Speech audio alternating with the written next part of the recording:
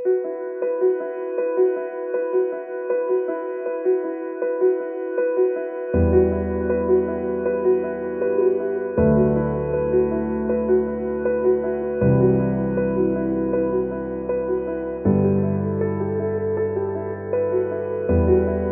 מהנדס מכונות. אני מתכנן מערכות, אספקת מים. אני עובד בחברה הזו כבר 10 שנים, כאשר היא נקנתה מבעלים קודמים, ושם עבדתי עוד 10. עד גיל 63 עבדתי בחברה אחרת, הייתי מנכ"ל של חברת משאבות, וכשסיימתי עברתי לפה. אני הייתי שנה בבית, לא אגיד שלא מצאתי את עצמי, אבל העיסוקים היו דלים. ואשתי עוד עבדה, ואז החלטתי לנסות לעבוד שוב. ולאט לאט התחלתי ונקלטתי, ואני 20 שנה, 22 שנים פה. תמיד עבדתי מוקדם מאוד. בג'וב הקודם הייתי הולך ב6:15 לעבודה. פה אני מגיע ב7. בדרך שלי אין פקקים, כי אני מגיע מוקדם ויוצא עוד לפני שאחרים יוצאים. פעם בשבוע אני לפעמים מגיע באוטובוס, כי אנחנו עם אוטו אחד ואני משאיר אותו לאשתי. די אוהב לעבוד.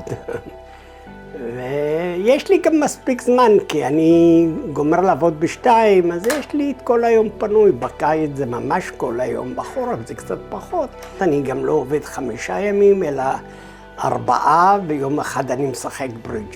זה ממלא את הזמן, לא מפריע לדברים אחרים שהחברים שלי שלא עובדים עושים. הם הולכים כל יום לקניון להסתובב, אז אנחנו הולכים 2-3 בשבוע. כל עוד אני בריא ויכול לתרום, אני הייתי ממשיך, אבל זה הכל תלוי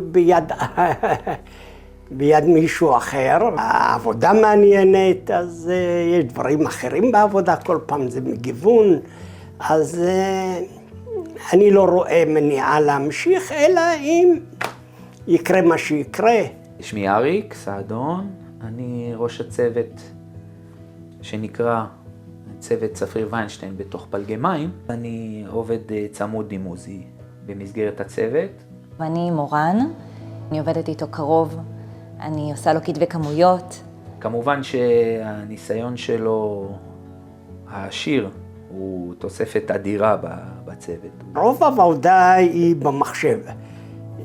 אני עובד בעיקר, היות ואני לא מסרטט בעצמי, אלא רק כותב מסמכים וזה, ואת התוכניות אני עושה בסקיצות ומעביר לסרטטת. לתוכנה הזו, שמה שנקראת אוטוקאד, לא ניסיתי ולא הצלחתי להיכנס. אבל אני קורא את הסרטוטים, זאת אומרת, יש לי תוכנה שקוראת, אני מתקן, אני מאיר, קורא, אבל לא מסרטט בעצמי. מבחינת כתיבה, וורד ועריכה ומסמכים וזה, אין לי בעיה. החלק היותר מעניין זה התוכניות, ולא הכתיבת מפרטים והמון בוכלטריה והמון מנהלה. החלק המעניין יותר זה התכנון עצמו. אני עוזר לכל הצוות, כי לא כולם מתמצאים בתחום שאני מתמחה בו. הוא מתמחה בכל הנושא של משאבות, אלקטרומכניקה. מאחר והוא מומחה בתחום הזה, אז הוא לא עובד רק במסגרת הצוות שלנו, הוא נותן תמיכה לכל שאר הצוותים בחברה. זאת אומרת, כל מי שמתכנן תחנת שאיבה, מתקשרים לעוזי, מתקשרים אליי, תגיד, עוזי יוכל לעזור לנו, אני אומר, מה שעוזי יגיד, אם הוא יכול, אז הוא תמיד נכון לעזור, ללמד. אני עברתי פה קורס לדברים שאני מתמחה בהם, אז הם ברור שלמדו משהו, וכל תכנון שהוא קצת יותר מורכב בתחום שאני מתמחה בו, בתחנות שאיבה, אז זה עובר אליי. זה חבל שאי אפשר ממש לשאוב ממנו את הידע שלו בצורה ממוקדת. תמיד זה על הדרך, תמיד זה, ולכן הוא כל כך חשוב בחברה. אני מקבלת דפים רשומים בכתב ידו ואני מזהה את הכתב מעולה. עושה גם פיקוח עליון בשטח, העבודה בשטח יותר מעניינת, היא יותר מאתגרת, יותר מעניינת. כשאני נתקל בבעיית מחשב, אז אני מבקש עזרה, כולם עוזרים בשמחה. וכשהם צריכים לתכנן משהו שהם לא מתמצאים, אז אני עושה להם את התכנונים בכיף. קודם כל אני בודק מיילים שאני מקבל, כי אני הולך ב2 ואחרים ממשיכים לעבוד עד 7, ואז אתה נשאב, כי אתה צריך לענות, לבדוק, לראות, לתקן, ולאחר מכן אני מתחיל בעבודה המתוכננת. עוזי הוא פלפל, הוא חייב שהכל יהיה כאן, עכשיו, מיד. הרצון תמיד לקדם דברים, אני ראש הצוות, כן? בתפקיד. אבל זה עוזי לוחץ עליי לקדם עניינים. הוא תמיד, אנחנו נכנס לפה ואנחנו לא, יש את זה ואת זה ואת זה, ואני לא מצליח לקדם, ואני, במקום שאני אגיד לו את זה. הוא מקצוען, הוא תקתקן, הוא לא יכול small talk. לפעמים אני אומרת לו, בוא שב. לא, אני יושב מספיק, אני לא יכול לשבת. המוסר עבודה שיש לאנשים כמו עוזי, זה לא קיים היום יותר.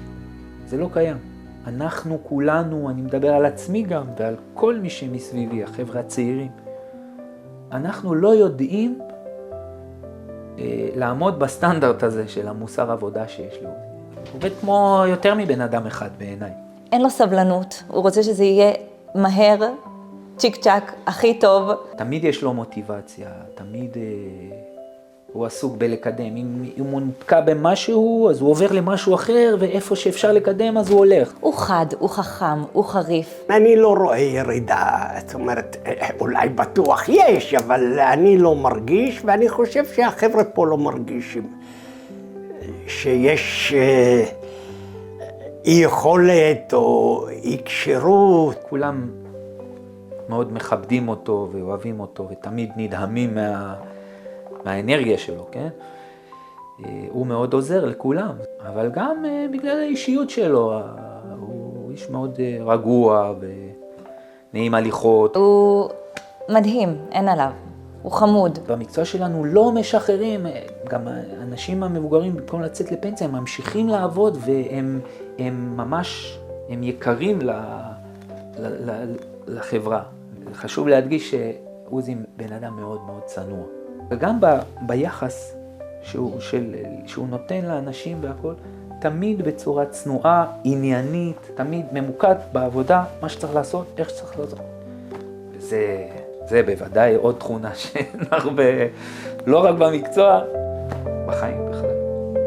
אתה מרגיש שמתייחסים אליך אחרת בעקבות הגיל? קשה לענות על זה. אני מניח שיותר סובלנים. יותר סובלנים, כי מניחים שיש מגבלות, אין מה לעשות. המון בריאות, רק בריאות. בריאות זה הדבר הכי חשוב, כל השאר זה בונוס, ואנחנו נשמח שהוא יהיה פה כמה שיותר, עוד הרבה שנים איתנו, זה מה שאני מאחל לו ולנו. אז אני באמת מאחלת לך המון מזל טוב, בריאות עד 120 כ-20, ותמשיך להישאר בדיוק כמו שאתה. מה אתה מאחל לעצמך? תראה, רק בריאות בגיל הזה, מה מאחלים חוץ מבריאות? לי ולאשתי ולילדים והכל, בריאות זה הדבר היחידי.